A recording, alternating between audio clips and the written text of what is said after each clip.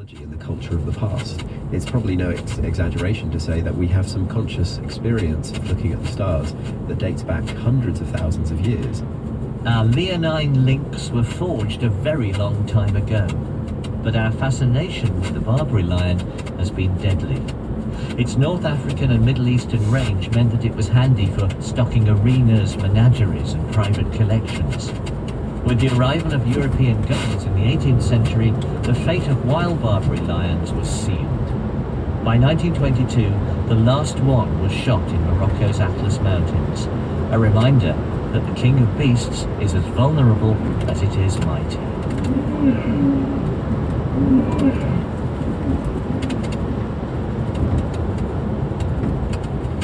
The series producer of Natural Histories is Mary Colwell, the assistant producer Andrew Dawes. And you can have a go at testing your knowledge of lions in football emblems. You'll find a link to our picture quiz on the Radio 4 homepage. Next week, the burbot, a fish that's been the inspiration to both Chekhov and swamp metal music. Now, before Start the Week, Rita Lashard can tell us about the world tonight in half an hour. Hello, Luke. Tonight, Tim Franks is live in Athens, where the country's getting to grips with the implications of the no vote in the referendum. We'll also be asking how long Greek banks can keep functioning, with the European Central Bank tightening the terms on which it provides emergency funding. Also, what would happen if there was to be a Brexit of words with a Greek root from the English language? And a former Labour Culture Secretary and a Conservative MP debate the decision for the BBC to take on the cost of free TV licences for people over the age of 75.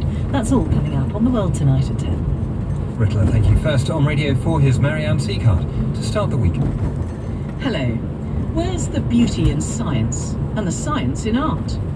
Today we're going to be wrapping our heads around the patterns, the harmony and the symmetry in the universe, and exploring how art and science can play with each other.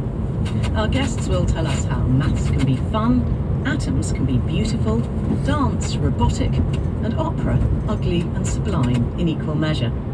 With me here are the choreographer Shobana Jaya Singh, the mathematician and stand-up Matt Parker, and Gerald Finley, who almost became a scientist, but we can thank a terrible job studying lamb feces for the fact that he's now a renowned baritone and is currently playing the lead role in a rather controversial production of Guillaume Tell.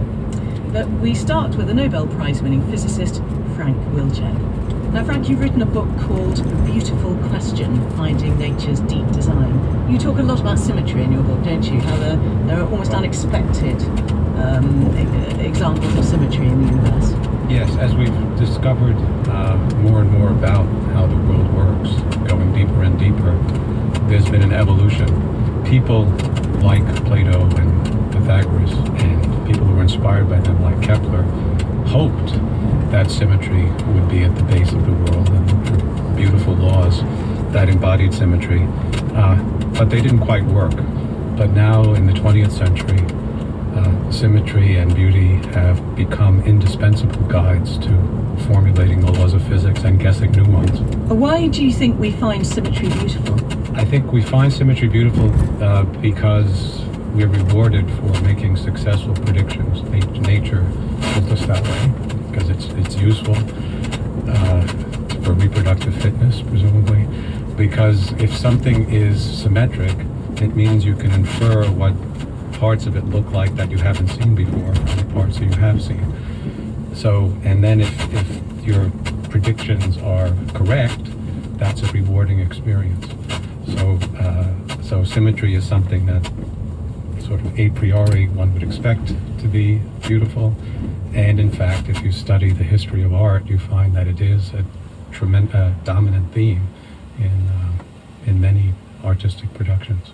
Though often, actually, we find asymmetry beautiful. If we look at landscapes, if we look at gardens, certainly the British tradition of gardening is to be asymmetrical, and we look at, say, the French municipal gardens, which are very symmetrical, and find them less pleasing. Well, when you reach a certain level of sophistication, you're not learning anymore by finding symmetry. You've already learned that. And in complicated situations, it can become the asymmetric features that take on interest. So as you become more sophisticated, the reward is not just for finding symmetry, but also for finding novelty. Gerald, you're a musician. Frank writes in his book about the sort of fundamental tenets of harmony in music. Pythagoras, for instance, found that there are certain intervals that we find pleasing to the ear, the octave, the fourth, the fifth, and this is because their sound waves have a certain symmetry about them. But in other civilizations, in other types of music, they have different intervals that they find harmonious. If we listen to Chinese music, we find it very discordant, but Chinese people find it harmonious. Yeah, it's something that I've always found myself, always being in awe of certainly the vocal productions of, say, Eastern tradition or African tradition, or even in my homeland of Canada, the northern folk who have their special vocal traditions. It's something that, the sort of flexibility of the vocalism, which isn't necessarily in pure tone, and the whole idea about vocal music in any case encompasses a lot of overtones anyway. But I understand Frank's point that perhaps the very basic tenets of music and pure tone in any of these traditions is probably fundamental, and then the development of that is where the exploration or the emotion comes from the communication. Shobna, yes, you come from a South Asian heritage, and again, Indian music has quarter tones, doesn't it? Which we don't have in Western classical music, we only have semitones. Yes, actually, when I was reading Frank's book, that was the question that was in my mind, because it reminded me of a conversation that I had with Professor Kim Naismith, who's a professor at Oxford, whom I worked with for a previous project on mitosis. And so he too talked about the beauty of symmetry. And I actually, as an artist, always wanted to ask him, well, what about the beauty of asymmetry? And I was trying very hard, because I had to do something, I had to be inspired by cell division, and I was trying desperately to find something asymmetrical that inspired me. Finally, actually, what I found fascinating was that in the process of trying to be symmetrical, to achieve symmetry, whether it's chemical or spatial, there seemed to be an incredible fight and attention. And so as an artist, I actually found that more interesting, the process of being symmetrical rather than the achievement of symmetry, the dynamics that was actually there in the process of being symmetrical.